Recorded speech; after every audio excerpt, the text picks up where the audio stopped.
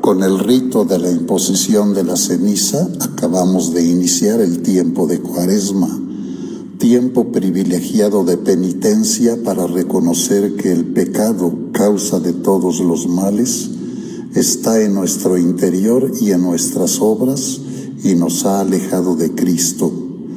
Pero la penitencia misma es para unirnos a la cruz de Cristo y entrar al gozo de la vida nueva con su resurrección. El tema central de este primer domingo de Cuaresma son las tentaciones de Jesús cuando se dispone a iniciar su misión pública.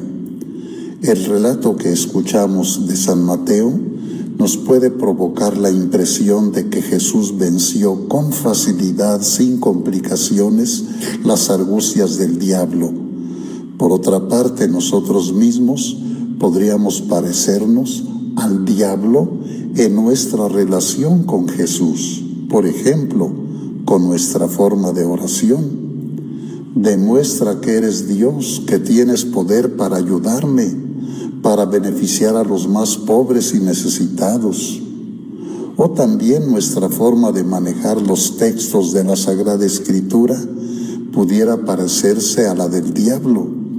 Expertos intelectuales de la Sagrada Escritura, pero sin creer en ella, sobre todo sin creer en Dios.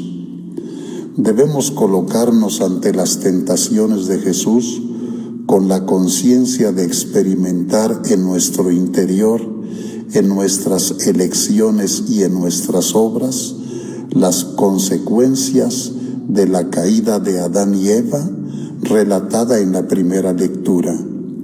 Por la inclinación al mal que reside en nuestro interior y que será parte de toda nuestra vida, nos vemos a merced del diablo y sometidos al pecado.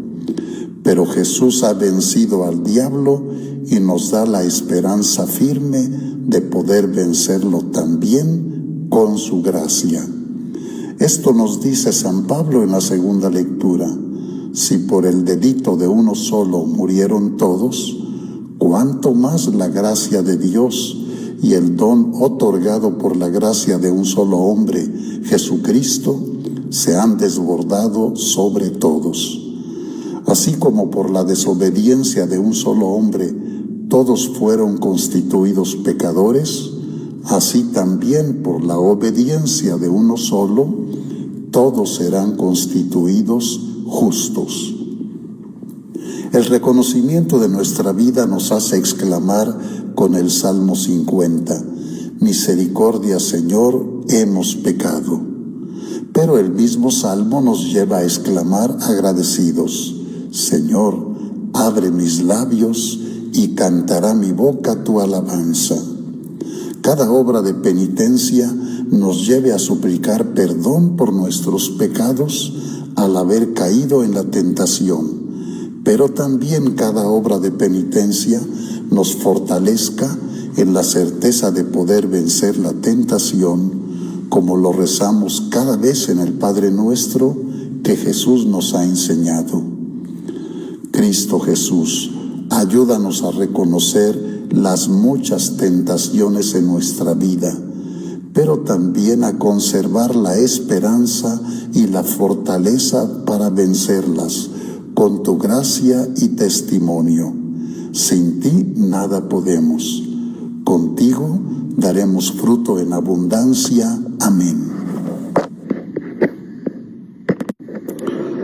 Me dice una persona, escuché que se conmemoran 100 años de la Guerra Cristera. Aquí en la diócesis de Aguascalientes tenemos un santo mártir, el padre San Julio Álvarez. Él perteneció a la parroquia de Michoacanejo, perteneciente a Jalisco, pero eclesiásticamente pertenece a nuestra diócesis. Otra persona también hace esta referencia. Estamos a 100 años de la Guerra Cristera, conmemoramos a todos los mártires de Cristo y rezar por toda la gente que falleció. No sé si rezarle a los federales que murieron, ellos eran los enemigos. ¿Qué me aconseja? Yo respondo a estos dos comentarios, preguntas. quienes han sido reconocidos oficialmente por la Iglesia en su testimonio de vida heroica y fiel a Dios, ya sea como venerables o como beatos o como santos, no son para que oremos por ellos, sino para pedirles a ellos que intercedan ante Dios por nosotros y nuestro testimonio de fe. Por los que han muerto y no han recibido un reconocimiento explícito de la Iglesia como testimonio heroico de sus virtudes, desde luego que conviene orar por ellos, sea de ese tiempo o de otra época. En la medida que su testimonio sea de manera constante y ejemplar, podemos pedirles que nos enseñen y sostengan para que nosotros seamos fieles en nuestra fe y testimonio de Dios y de la Iglesia. También conviene orar por los que en esa época o cualquier otra época han dañado y provocado la vida de otras personas. Por ejemplo, ahora, en los hechos violentos del crimen organizado. Oramos a Dios para que hayan tenido oportunidad de arrepentirse de sus pecados y si están sufriendo el purgatorio, puedan pasar pronto a gozar de Dios en el cielo. Podrán reaccionar con sorpresa a algunos o muchas personas. ¿Cómo y por qué rezar por quienes han hecho el mal y han dado muerte a personas inocentes? Pero el testimonio de Jesucristo, que murió por todos los pecadores para que se conviertan, nos enseñe y motive a orar también por los que han hecho el mal. Ciertamente, si han ido al infierno, por mucho que oremos por ellos, ya no les ayuda, pues ya están condenados por toda la eternidad. Pero pudieran haber tenido arrepentimiento de su vida antes de morir y estar en un prolongado purgatorio. Entonces nuestra oración puede ser para que Dios les abrevie su estancia en el purgatorio y pasen al cielo. Es el gran mérito de la misión de Jesucristo, quien, como nos dice San Pablo, se hizo pecado por nosotros, o sea que sufrió la pasión y muerte en cruz, que era el suplicio para los criminales más terribles en tiempo del Imperio Romano, pero Jesús lo asumió porque era la voluntad de Dios Padre y para que nosotros podamos tener la esperanza del perdón y alcancemos el gozo del cielo. Me dice otra persona, aparte de la guerra cristera donde hubo muchos mártires, ¿qué otro gobierno ha perseguido la Iglesia Católica en México que usted sepa? Yo respondo, la guerra cristera o cristiada o resistencia cristera fue entre los años 1926 a 1929. Sobre todo tuvo lugar en los estados de Jalisco, Michoacán y Guanajuato, con alguna manifestación también en Colima y Aguascalientes. Menciono algunos otros hechos. Destacan estas personas en acciones declaradas contra la Iglesia Católica: Álvaro Obregón, Plutarco Elías Calles, Francisco J. Mújica, Tomás Garrido Canaval, por mencionar algunos. Además de los hechos de la guerra cristera, con el martirio de sacerdotes y laicos canonizados por la Iglesia Católica, destacan estos otros hechos: la Constitución de 1917 de odio agresivo contra la Iglesia Católica.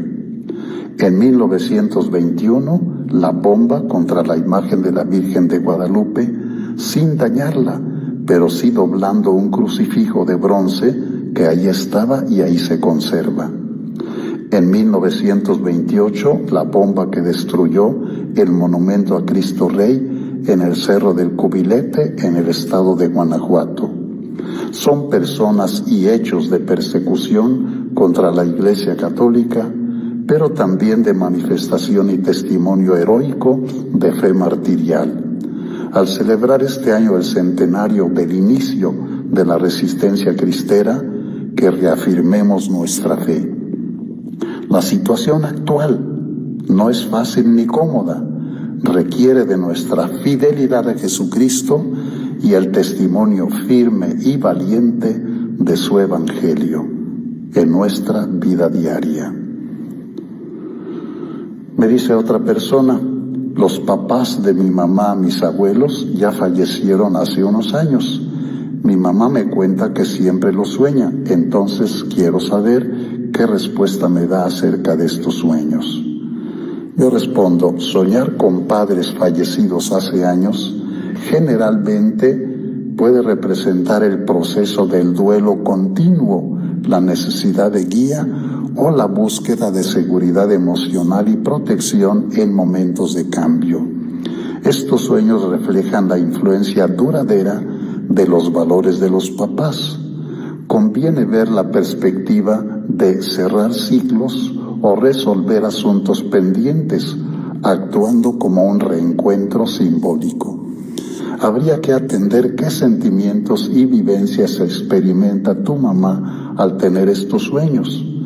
Dado que los padres representan estructura, autoridad y guía, soñar con ellos suele ocurrir cuando la persona que lo sueña enfrenta decisiones difíciles o cambios importantes buscando esa protección. También puede suceder que aunque haya pasado mucho tiempo, la mente puede recordar intensamente a los padres, ya sea por una fecha importante o una situación que evoca su memoria, ayudando a integrar su pérdida. Si el sueño genera angustia, puede indicar la necesidad de cerrar ciclos emocionales pendientes o aceptar completamente su partida. Desde una perspectiva espiritual o de creencias personales, estos sueños pueden interpretarse como una visita para dar tranquilidad, protección o incluso advertencias. Según el contexto del sueño, podríamos decir que padres felices simboliza aceptación de la pérdida y buenos recuerdos. Padres tristes o enfermos puede reflejar culpa, preocupación o el recuerdo de una enfermedad, sugiriendo la necesidad de sanar ese recuerdo. Sueños repetitivos indican una necesidad emocional más profunda de procesar el duelo o la figura de autoridad. En resumen, este sueño no necesariamente es negativo. A menudo es una forma de que el subconsciente nos ayude a enfrentar el presente utilizando la figura de seguridad que representaban nuestros padres. Otra persona me pregunta, ¿será posible que en San Cristóbal de las Casas pueda formarse un grupo de apóstoles de la palabra? Yo respondo, cuando yo llegué a esta diócesis de San Cristóbal de las Casas, acepté los decretos diocesanos establecidos en la misma. Uno de ellos se refiere a los apóstoles de la palabra, con normas definidas en el año 2002 y vigentes en la actualidad. Menciono un resumen de dichas normas. Los miembros del movimiento Apóstoles de la Palabra han de aceptar de corazón el proceso propio de esta diócesis, establecido en el tercer sínodo diocesano, e integrarse al plan diocesano de pastoral, que son vigentes. Han de manifestar esta aceptación participando en las actividades, áreas, reuniones, cursos, asambleas y celebraciones de la parroquia, zona pastoral y diócesis cuando sean convocados. Los apóstoles de la palabra han de aceptar el servicio de la autoridad del obispo diocesano, del vicario episcopal y del párroco respectivo, incluido su consejo parroquial. Por tanto, no pueden organizar eventos comunitarios sin su consentimiento. Por su parte, el obispo diocesano y los agentes de pastoral han de aceptar de corazón a los miembros activos y simpatizantes del movimiento Apóstoles de la Palabra, respetando su carisma propio y su organización interna, invitándoles a participar en actividades, áreas, reuniones, cursos, asambleas y celebraciones de la parroquia, zona pastoral y diócesis. Los párrocos y demás agentes de pastoral deben respetar el derecho de los fieles apóstoles de la palabra a recibir los sacramentos, previa la debida preparación, a ser alimentados con la palabra de Dios y con la doctrina de la Iglesia. Antes de que se establezca en determinada parroquia un grupo de apóstoles de la palabra, conviene dialogar y definir estos criterios con el párroco respectivo. Me hacen estas otras preguntas. ¿Será bueno que haya personas que salen a cantar alabanzas y después piden cooperación? ¿Es como su forma de ganar dinero? ¿Será que también que es bueno que haya personas que llevan alguna imagen de algún santo y piden cooperación según ellos para que le hagan su fiesta? Yo respondo, para poder actuar de esa manera conviene que primero se pongan en comunicación y reciban del párroco y su consejo parroquial una carta en que se defina el tipo de autorización y permiso para proceder. Pero ciertamente no puede aprobarse esto cuando es para beneficio de personas o grupos concretos ajenos a la vida pastoral de la comunidad y la parroquia. Me hacen esta pregunta: ¿se puede alcanzar la santidad en tierna edad? Yo respondo, años atrás había la idea de que solo se podía alcanzar la santidad con madurez humana, psicológica y espiritual, pero hechos concretos de personas en proceso de canonización o ya canonizadas en muy tierna edad nos dice algo diferente. La persona más pequeña de edad en proceso de canonización es Antonieta Meo, con el apodo de Nenolina, que vivió en Roma, nació en 1930 y murió en 1937. Fue una niña italiana declarada venerable por la Iglesia Católica por su fe heroica al afrontar un cáncer óseo a los 5 años, que resultó en la amputación de su pierna y su muerte a los 6 años y medio. Escribió más de 100 cartas a Jesús ofreciendo sus dolores. La enfermedad la vivió con paz y con alegría. Se le amputó la pierna izquierda. A pesar del dolor, mantuvo una alegría constante y asistió a la escuela con prótesis. Nenolina dictaba y escribía cartas a Jesús, María y a los santos, dejándolas bajo la imagen del niño Jesús en su casa. Expresaba un amor profundo y tierno, ofreciendo su sufrimiento por los pecadores y el fin de la guerra. A pesar de su corta edad, entendió el sufrimiento como una forma de unirse a Jesús. Escribía frases como: el dolor es como una tela, cuanto más fuerte, más valioso es. Poco antes de morir pidió la comunión diaria y recibió los sacramentos con madurez. Sus últimas palabras fueron: Jesús, María, papá, mamá, falleciendo el 3 de julio de 1937. El Papa Benedicto XVI la declaró venerable el año 2007, destacando que la santidad es posible a cualquier edad. Nenolina es considerada una de las candidatas a santa no mártir más jóvenes en la historia de la Iglesia. Sus restos reposan en la Basílica de la Santa Cruz en Jerusalén, en Roma. Otro caso ha sido el de los pastorcitos de Fátima, los niños Lucía dos Santos y sus primos Francisco y Jacinta Marto, estos dos entre sí hermanos. En la primera aparición de la Virgen de Fátima, el 13 de mayo de 1917, tenían Lucía 10 años, Francisco 8 años y Jacinta 7 años.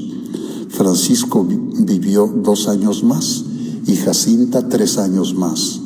Francisco y Jacinta fueron canonizados por el Papa Francisco el 13 de mayo de 2017, precisamente en el centenario de la primera aparición de la Virgen de Fátima.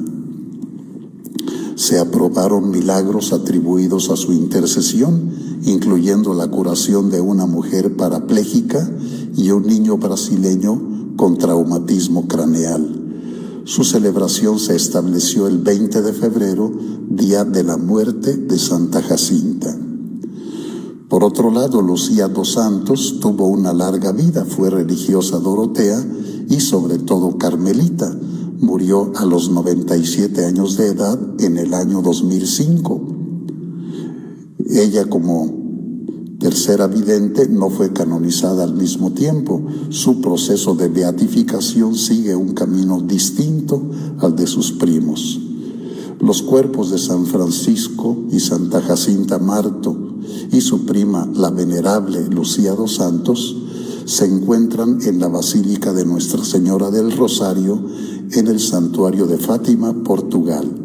Son considerados poderosos intercesores y patronos de los niños, los enfermos y aquellos que sufren por su fe.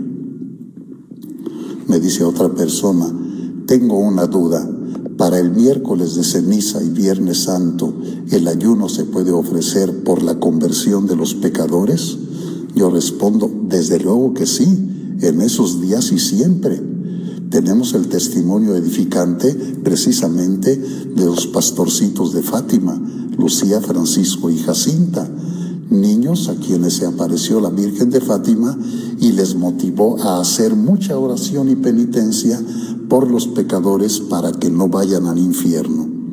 A partir de esa primera aparición y con las siguientes apariciones de la Virgen de Fátima y del Ángel de Portugal, estos tres pastorcitos fueron constantes en su oración y penitencia por los pecadores, pues les impresionó mucho la visión de los pecadores en el infierno. De ahí la penitencia para que otros pecadores no fueran al infierno. Desde luego que los frutos de la penitencia no son de eficacia automática, que los pecadores ya no vayan al infierno, sino que han de mover a los pecadores a su propia conversión. Me dice otra persona, ¿qué más se puede hacer por la conversión de un familiar que se ha alejado del camino del bien? Mi familia y yo solo podemos orar por ella y por él. Pido su oración por mi familia, especialmente por dos de mis hermanas que están delicadas de salud. Yo respondo a esta pregunta y comentarios. Hacer mucha oración por ellos, por los que se han alejado del camino del bien, o por la persona concreta que se ha alejado de la vida de fe y de la iglesia. Dialogar con la persona o personas concretas. Escucharlos con amor y atención. Que se sepan y experimenten escuchados y amados. Dar buen testimonio de nuestra propia vida de fe y costumbres cristianas en todos los aspectos. Si la o las personas persisten en su alejamiento de la vida de fe, no se les puede imponer castigo o desprecio, pero también comunicar a personas y familiares que no se dejen influenciar por ese testimonio negativo y en cambio seguir orando por ellos. Otra persona me hace esta pregunta, ¿un discapacitado visual sí puede prepararse para ser sacerdote? Yo respondo, sí. Una persona con discapacidad visual, ciega, puede ser ordenada sacerdote católico, aunque no de forma automática. La Iglesia Católica contempla esta posibilidad caso por caso, centrándose en si la discapacidad impide o no el desempeño de las funciones ministeriales. Algunos detalles clave. La normativa actual, el Código de Derecho Canónico, no prohíbe explícitamente la ordenación de personas con discapacidad física, incluyendo la ceguera, si el candidato es considerado apto para el ministerio sacerdotal. Es el obispo diocesano o superior mayor quien evalúa la idoneidad del candidato, considerando sus capacidades intelectuales, espirituales, emocionales y físicas. El Código de Derecho Canónico, en los cánones del 1041 al 1044, no menciona la ceguera como irregularidad para la ordenación sacerdotal. Según el caso, la ceguera debe ser evaluada desde que la persona pretenda ingresar a la formación para el sacerdocio ministerial, o si la ceguera tiene lugar en el seminarista en su proceso de formación, pero puede superarse si el candidato, llegado al caso, con la ayuda de tecnología o asistencia, puede celebrar los sacramentos con reverencia y cumplir sus funciones. Existen precedentes de sacerdotes ciegos, tanto los que perdieron la vista después de la ordenación como los que fueron ordenados siendo ya ciegos. Casos en Kenia, Portugal, Estados Unidos. La Iglesia ha enfatizado en años recientes que la discapacidad no es incapacidad y que la vocación puede superar los obstáculos físicos, permitiendo que la persona sirva en el ministerio. De manera que, en resumen, la ceguera no descalifica por sí misma a un hombre para el sacerdocio, siempre que pueda desempeñar las funciones esenciales con la debida formación y adaptación. Me pregunta una persona, ¿es correcto estar en noviazgo con una persona que ya tiene un hijo y es divorciada? Yo en lo personal considero es malo tener una relación con una persona así. Eso dice la persona que me hace la pregunta. Yo respondo, depende de la situación personal. El noviazgo no tiene impedimento si ninguno de los dos ha estado casado por la Iglesia. En este caso es importante el modo en que el varón se acerque a la mujer, aceptando la situación de ella como madre. En otras palabras, conviene quererla y también aceptar y querer, no solo tolerar al hijo que ella tiene. En otras palabras, conviene superar la postura egoísta de solo buscar el placer y el gozo de cariño con la mujer, para incluir también el cariño al hijo y que éste no quede desamparado de la figura paterna. El ideal es que esta relación incluya la perspectiva del matrimonio tanto civil como eclesiástico, a fin de que ambos y el hijo queden amparados, protegidos, incluso bendecidos por las dos leyes, la civil y la eclesiástica.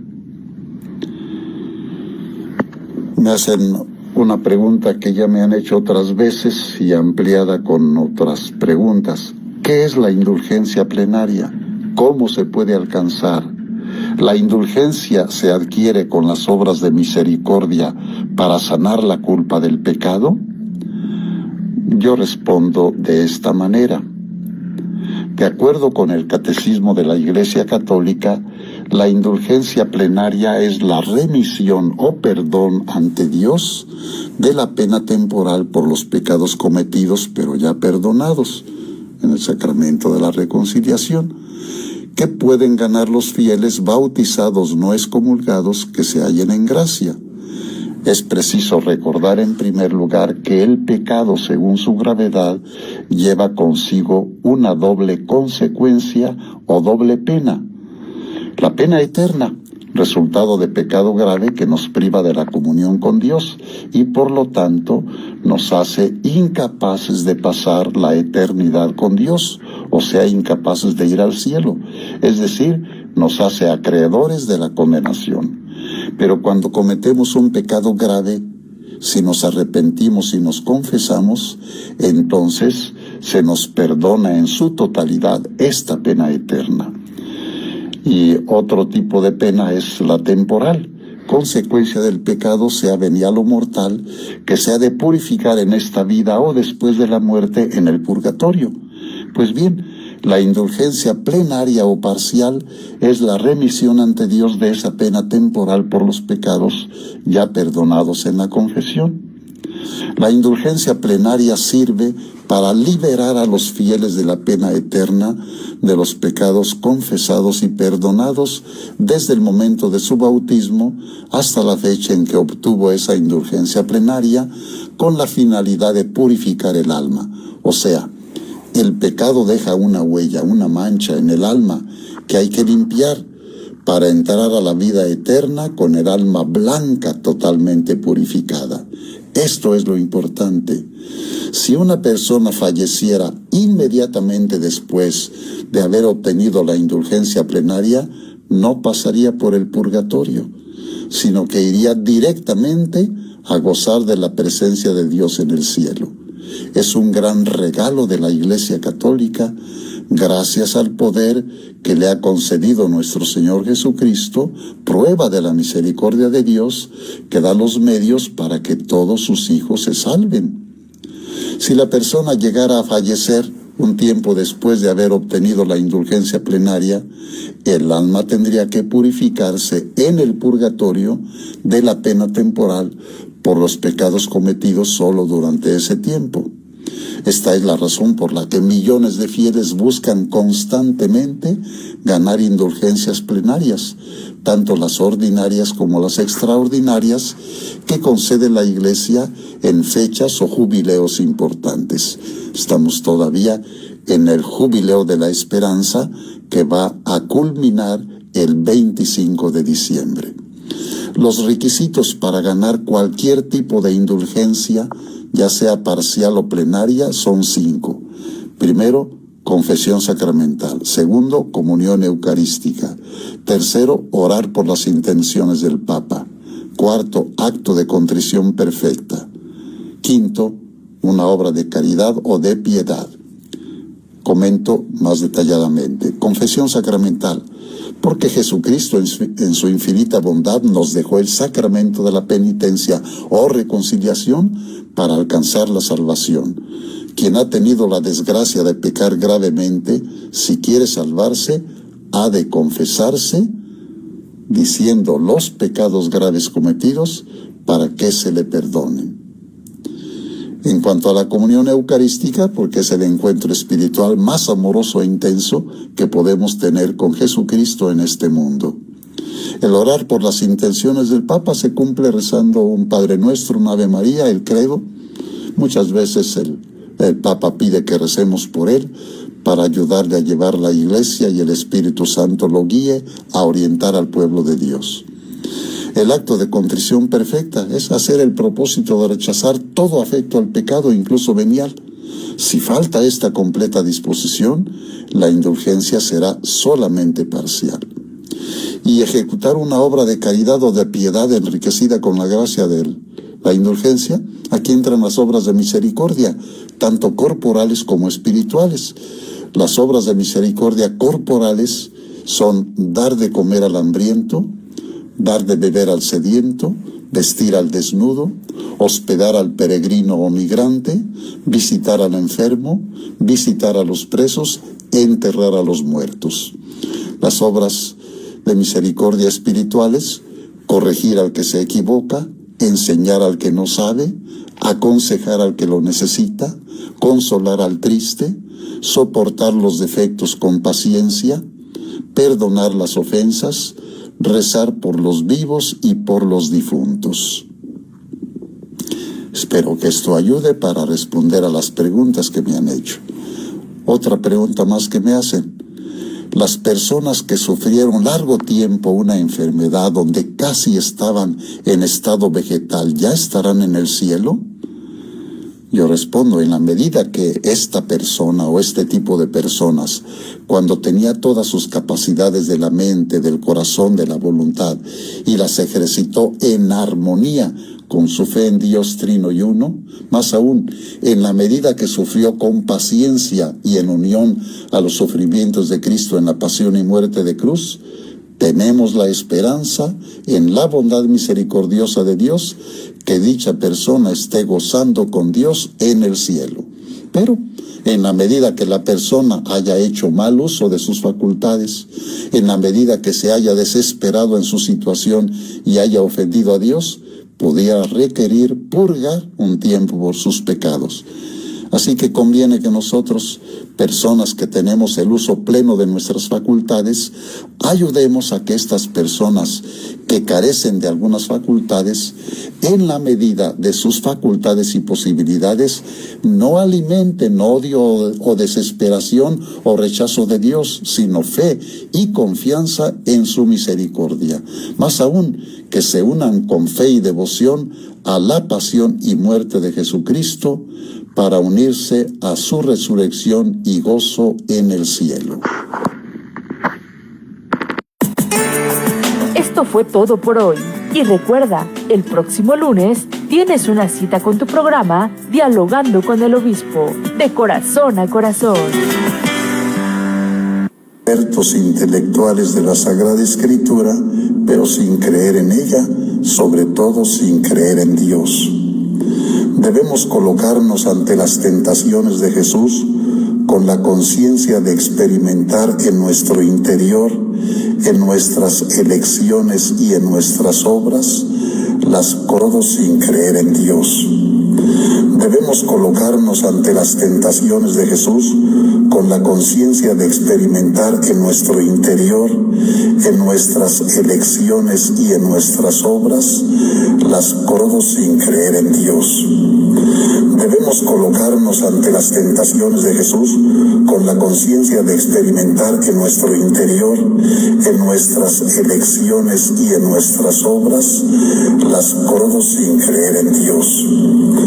Debemos colocarnos ante las tentaciones de Jesús con la conciencia de experimentar en nuestro interior, en nuestras elecciones y en nuestras obras, las cosas sin creer en Dios.